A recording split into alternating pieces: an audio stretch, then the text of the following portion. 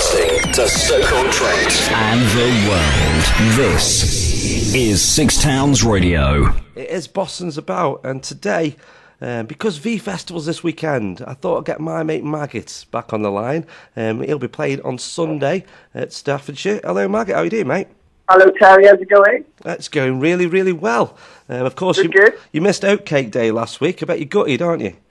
Yeah, I am a bit gutted because I've attended an Oatcake Day before and I've had a whale of a time. it was really something quite special. And I wasn't there for it this year, but hopefully next year, eh, Terry? Yeah, so definitely. You also attended the Six Towns Awards. We haven't had you on properly to talk about that. What was that like for you? Well, that was really good fun. Another great night out in Stoke. You know what I mean? I really enjoyed that. I got to present an award for the best oatcake retailer. Yeah. And two ladies came up to accept the award. They didn't have a clue who I was, but that wasn't important. It was all about the medal winners. You know what I mean? And it was just a really good fun day out. A great evening. I had a great laugh. Well, you're definitely going to be invited this year. I don't know what you're going to be presenting. Okay. I'll have to send you a list of the awards so you can pick one. Okay, best chip shop. Done. Probably got the best chip shop. Yeah, nothing like a good chip shop. Did you get good chippies down in London? They're not bad. You know, like anywhere, you got to pick and choose. Yeah. There's two where I live. There's two quite close. So one's not so great, where the other is like multi-award winning. Yeah. And a bit more expensive, but it is a taste sensation, and that's the one you want to go to. Yeah, so we won't mention the name, but you can tell me off mic, and next time down, cool. We'll pop down. So let's talk about the V Festival. You're back there after a year break. You weren't there last year, but you're back there this year. Are you excited? We're back this year, yeah. It's great to be asked back. We've done it so many times now. We're like the resident house band for the V Festival, and we're really appreciative of them having us. Sort of every year. This year is kind of special for us because it's the 10th anniversary year of doing live shows. And, we've got our 4:15 slot back, which is always great for us because a late afternoon slot for GLC, there's nothing better. And to sort of, just to wake everyone up and get them in the mood for the evening sort of thing, Yeah. So we're really looking forward to doing it. We've got some new songs. There'll be the old classics in there as well, but we've got some new material to do as well off the album, which is coming out later in the year. And we're just really looking forward to getting stuck into V again and scaring some pop bands backstage like we normally do. Yeah, the thing is, when you're on later on, you've got time to sit around and drink, haven't you? That's the problem. Well, exactly. We headlined the tent that we were on 2 years ago. And, it was a full day of waiting and trying not to drink too much because we're on at 10 o'clock in the night. Yeah. We turned up at 10 o'clock in the morning, so there's nothing like being there 12 hours before a show, but it's really good when you actually do get on stage and you can do what you're there to do. Yeah, and then once you're finished, you can go back into the backstage area and mingle and have a drink, can't you? Yeah, well, what we try and do is try and nick all the booze off the Kaiser Chiefs when they're not looking, and we drink it all, and then we try and blame someone else. For people who are not savvy with backstage areas at festivals, they basically porta cabins, a bar, and maybe a couple of other things like this. Usually a hairdressing tent and stuff like that, isn't there? Yeah, well, I think V Festival do it really well. The backstage of V is kind of special, and it's very nice. And there's always there's drinks, and there might be some not a great amount of food. They have catering stuff like that. That's all great. But backstage in the enclosure, you might get a packet of crisps or a bag of nuts. And then when you have your main meal, then you go into this great big catering tent where all the bands go. And you can have like 5 courses. It's amazing. Oh yeah. Well, we overdid it a little bit. We stayed in the backstage area most of last V Festival. That's probably why we're not going this year, to be honest. I think we just overdid it. Because you had all the food? Yeah.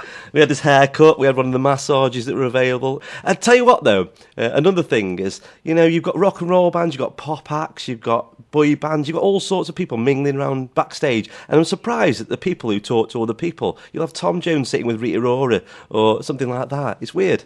Yeah, no, it is always funny. And even though we've been in this game now, like I said, for 10 years, it still fascinates me, and I still have this sort of wonderment at the fact that you've got all these pop acts and things and bands that you see on telly just walking around and milling around.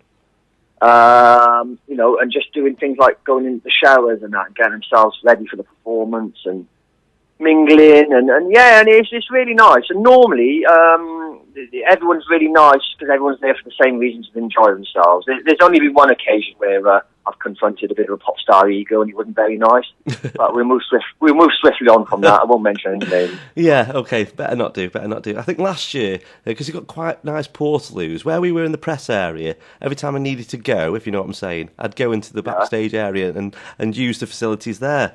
And I remember last year, I was sitting next to, cubicle-wise, Ed Sheeran.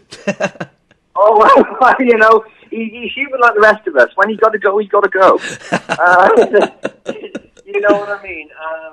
Yeah, so it's good, like, you know, everyone sort of gets on with it kind of thing, and everyone's in the same boat, you know? Yeah, definitely. New album, that's ready to drop, Kings of Carleon. Kings of Carleon, yes, which is going to be out on September the 3rd. Mm-hmm. Now, if you're not familiar with what Carleon is, or where it is, it's a small Roman town on the outskirts of Newport. It's very nice there. And yeah, we decided to call it Kings of Carleon. Obviously a play on words. And yeah, I think, you know, it's a return to form. It's back to GLC old school party hip hop beats. Yeah. And I had a few people around here on a weekend on a buried on for a bit of an airing, and we had a couple of drinks, and it went down a treat. Yeah. So I think, you know, people are going to really like it. I hope they like it. And yeah, and it's great because then that leads us into the tour that we're doing in October. Countrywide tour. Which is a countrywide tour. And again, you know, celebrating 10 years of GLC live gigs. 10 years in the rap game. No one's got shot. Everyone's still on point. It's amazing. I can't believe we've come so far. You know what I mean? You haven't took as many shots as Curtis then. No, that's right. Lead single was Baineswell Express. A great video as well that went with that about the local shop. Yeah, well, you know, as is GRC, we aren't going to rap about drive-by shootings and big swimming pools and bottles of champagne. That's not us. Mm-hmm. That's not what we do. We prefer to do a song about a local shop and about what's available at the local shop. And yeah, it's a great single. I can't wait to do that one live, actually, because it gets more and more euphoric. Well, I get more and more euphoric to it every time I listen to it. So I reckon it's going to be a great addition to the live show, that one. And then the next single is the Drive-Through song. That's a Drive-Through, yeah. Yeah, and I saw that on Goldie Lookin Chain's Facebook they put up a bit of a newspaper clipping about a drive-through Cornish pasty shop that they were trying to make. You know, the council put the stop on that, and I thought that'd be good up here, have an oatcake drive-through, because you've tasted the oatcake. Well, yes, I've had oatcakes, and I've enjoyed them immensely. Do you think there'd be a market for it? Well, there could be, you know. I think the late night trade scene, because oatcake shops, I've told you this before, are open at stupid o'clock in the morning till about lunchtime, just at the weekends. But people would still enjoy them at night, I think. Yeah, no, and again, it's the perfect post-pub meal, isn't it? Terry? Yeah. And I think, you know, what with today's busy lives and hectic schedules, I think, you know, it's easier if you just go through a drive-through, because you don't have to get out your car, you save time, and you've got the food there delivered on your lap, in the car. Yeah. It's like a mobile restaurant. And, you know, I think this is what we're trying to portray with this single at the drive-through as well. You know, we Goldie Lookin Chain do encourage everyone to have a balanced diet, but sometimes when you're caught out, you just got to go and have a burger. I know you're a big fan of the burgers. Oh, yeah. Just like going trying the new burgers when they come out. But I think cars are accommodating this because they started putting the cup holders in there. And I noticed some of the armrests are getting bigger so people can put things on there. So you can just sit up and basically you've got your table there. It's like when you're on a plane, you ought to have one of them that pulls forward under the airbag. Well, I think a tray should automatically fold out from the steering wheel. And that would solve a lot of problems for a lot of people, especially sort of company reps and people like that who spend a lot of time eating in their cars. Yeah, and DJs. That's the only thing that's open. And DJs after they finish DJing, yeah. Tell us about your TV appearance recently. You were on Nick Grimshaw's new show.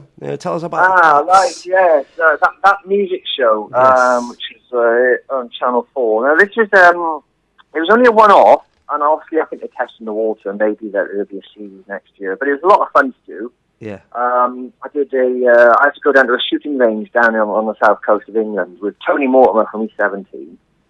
And we fired some guns in sort of battle of years, because that's the premise of the show, is that it's one vintage year versus another vintage year. So it was 95 versus 2005. Yeah. Tony Mortimer was obviously 95, I was 2005. And, we had to battle it out firing shotguns at records.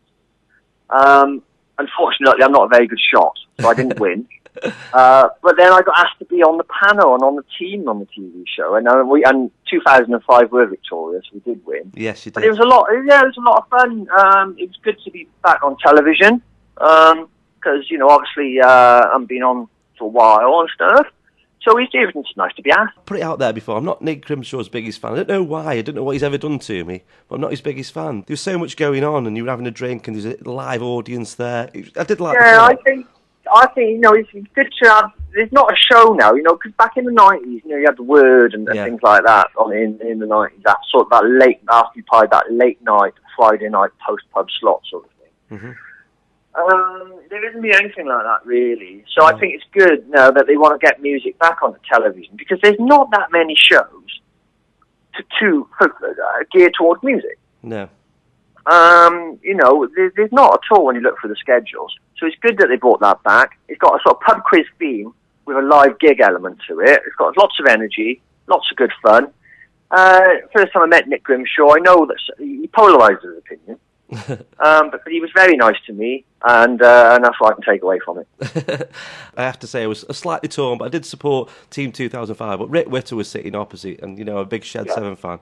Did you speak to him much? I spoke to Rick. Yeah, he's great. He's such a nice guy. Yeah. He's a really nice bloke, and I used to love Shed 7 when I was younger. Mm-hmm. I was regaling the story because Shed 7 played in about late 93, early 94, they played in my local leisure centre back in the valleys in Wales, and I could not believe that one of my favourite bands from that time would come into my little village. And they played in a leisure centre there, and I was telling him about all this. I don't think he could remember it, but I could. I know the word Britpop gets bandied about. A lot of bands don't like it, but that early, from 93 to 97 was a good time for that sort of music. Yeah, it's funny how everything just got sort of bannered with that Britpop thing, didn't they? You know what I mean? Everyone was associated. If you're in a band, then you automatically Britpop during that time. It was a bit of I think it was a bit of a lazy tag by journalists, sort of group bands into a scene, to be honest. Yeah. But it was a golden time for me. Because I was sort of finding out a lot about music and different bands at that point. So it was nice to be a child of the Britpop era. Yeah, I was out and about in the Britpop era, and I like all sorts of music. I'm like you. You like a bit of dance music. You like hip hop, good hip hop. You like a bit of guitar music. You like a bit of everything, don't you? Well, I do. Yeah, I like to sort of keep it very very broad, my music taste. It just ranges now from Japanese pop music to underground techno. Like I said, to quality hip-hop, all sorts, and I even like some chart music. I like good pop music. I've always have. And, I think that there's still good pop music being made, and I know a lot of people complain, music's not the same as it used to be. There's good music out there, you just got to search for it a bit harder. Yeah, I hear a song, and even if it's not your type of music, you know that the mechanics of that song is brilliant, and it's catchy, and you can't help it. Sometimes it just takes over you. Exactly. I'd say that I don't. There's not any sort of music I dislike. It's only bad music I dislike. Yeah. If that makes sense, because you can be in whatever genre you want to be in, or you can be this or tag yourself with that. As long as the piece of music is good, that's all that should matter. Wise words, Maggot. Well, it's been a pleasure having you on today, mate. Absolute pleasure. Well, it's always great to talk to you, Terry. You know that. Yeah, well, we'll get you on when the album's released again. Happy to talk about that. Yeah, and we'll definitely invite you to the awards to present Best Chippy. It's already in the diary. Oh, wait, I'll start ironing my suit now. I'm looking forward to it, mate. You take care, man. All right, Terry. All the best.